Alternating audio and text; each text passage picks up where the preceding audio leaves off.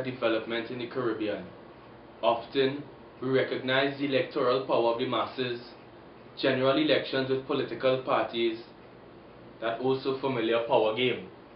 Still, this engagement may be every 5 years, and we do not seriously consult these groups about their future and their idea. The question we have to ask or keep in our minds is, what is the role of the masses in our development strategy? The great writer from the Caribbean, George Lamin, takes a special look into our history. He identifies the historical relations of the Caribbean region and imperial forces, especially European capitalism. He further argues that the painful existence of Caribbean nations lies within contradictions. On one hand, we are independent, and on the other hand, we endure neo-colonialism. It is in this unique case of Cuba we can see substantial progress in its cultural initiatives. However, in his words, the demonology of anti-communism continues to create obstacles in the way of genuine cultural dialogue across the region. Why does cultural dialogue and politics matter when you think about development? We need to look at schooling and politics.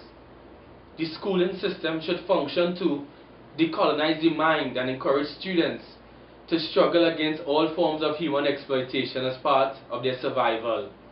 Lamin is of the view that a priority of the cultural and political task of education is to deepen the regional consciousness of our people for purposes of affirmation of one's identity, that we must have a strong national and regional identity, and the liberation of the Caribbean. We took a small look into the work of George Lamin.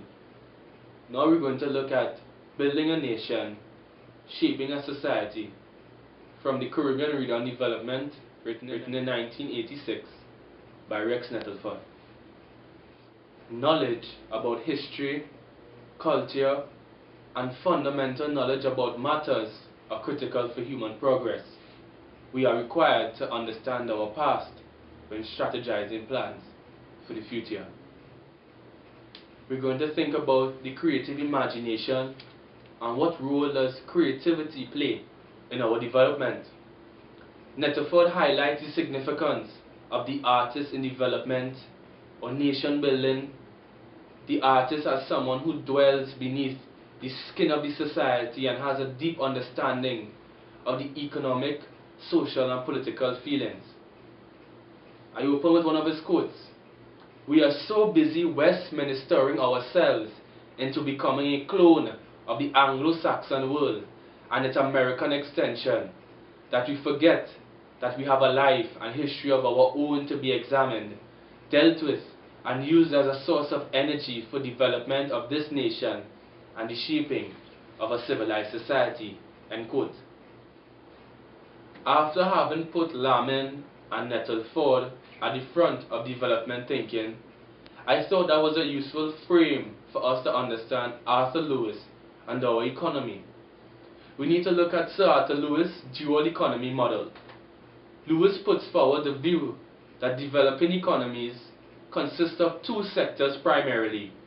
One, a subsistence sector, where we have domestic production for domestic consumption. Two, a capitalist sector. We have capitalist production employing wage labor and output for the purpose of surplus. Lewis argued that the capitalist sector in its expansion will eventually absorb the excess labor of the subsistence sector and therefore lead to an increase in wages, resulting in an increase in the standard of living for workers through capital accumulation. That's a lot of big words, so let's break that down. So in the subsistence sector, just create hypothetically, you grow peas in your backyard. Love pigeon peas. So you have pigeon peas in your backyard. And what you do with that food? You eat it. You share it with your neighbors. You may even have some small scale trade with some partners to have some profit. But that is really for your survival.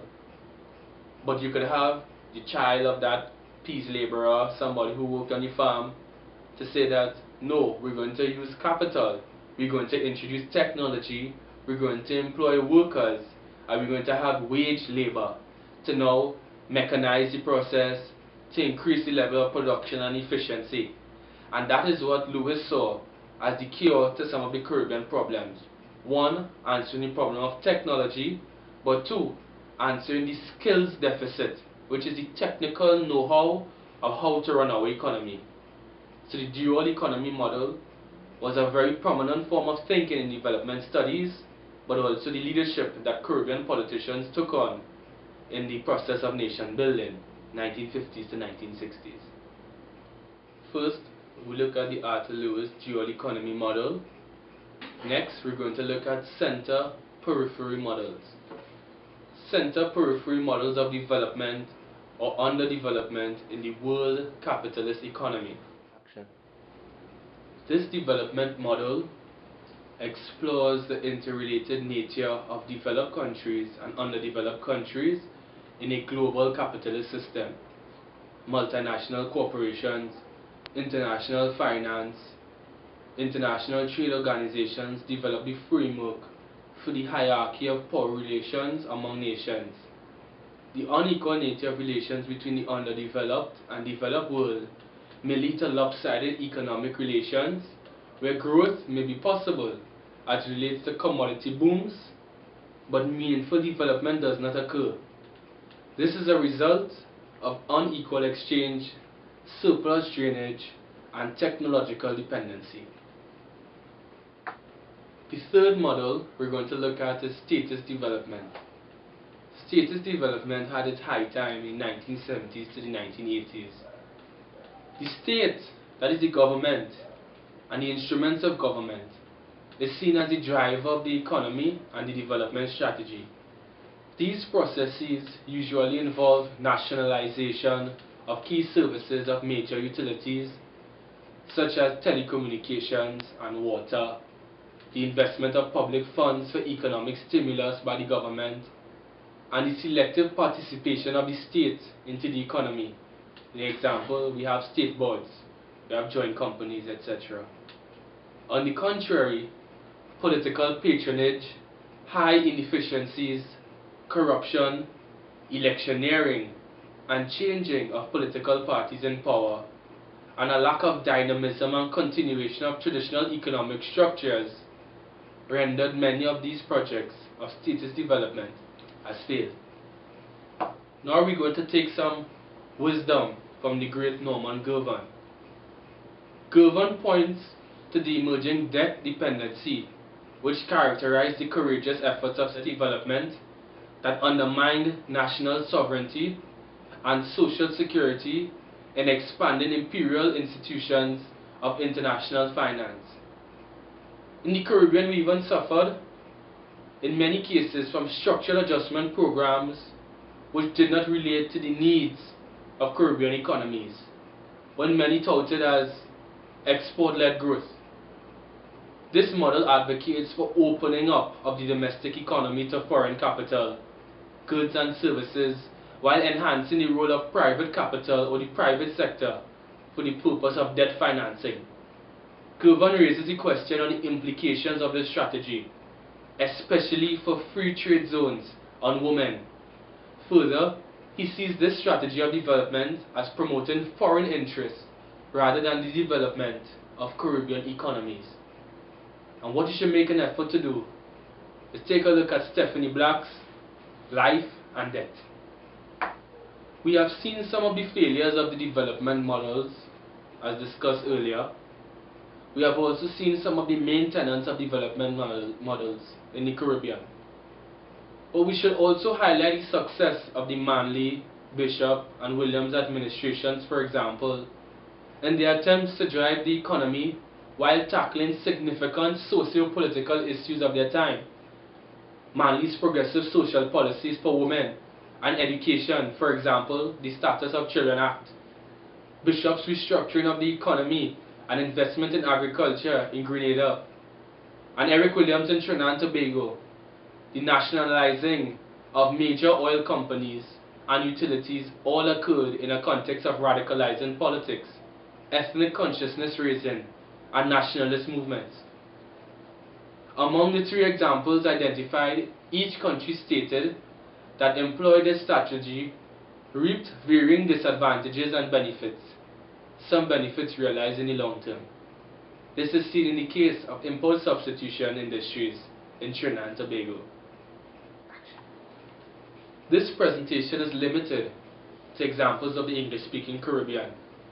Since some of the developmental challenges for lesser developed economies in the Caribbean are grounded in practical concerns of its geography, we are required to examine similar island states who engage the development process both similarly and different. For example, a study of Operation Bootstrap in Puerto Rico would be critical to further understand the link between development and international finance, as it resulted in a number of successes and failures in the political, economic and social realms. A topic that is close to my field of study, women and gender development. As the feminist policy movement became increasingly vociferous to fit into the new arrangement of women in development, some programs touted the support for women as seen in the employment provided in the free trade zones. Consequently, civil society responded in a rise in advocacy of third world feminists who critiqued development policies and explored the ways in which development strategy was an expansion of imperialist economics rather than meeting the needs of the poor and also women. Last in development, I would like you to think about what some may refer to as alternative perspectives. Alternative perspectives on development. Not just what may be seen as good for us, but what feels right within. We have alternative perspectives on development that are critical in understanding the possibilities for the Caribbean region. Historically marginalized groups, such as Rastafari, may provide insight into a development process that promote the well-being of the environment and the average citizen. Too often, we have economically deterministic theories that inform our development models. For example, in tourism, indicators of development are usually framed as the number of hotel bookings, number of cruise ship arrivals, good international coverage. However, as Boxall quoted, the global trend in tourism is not in the direction of sea and sand tourism, but more attraction, cultural heritage, and green tourism.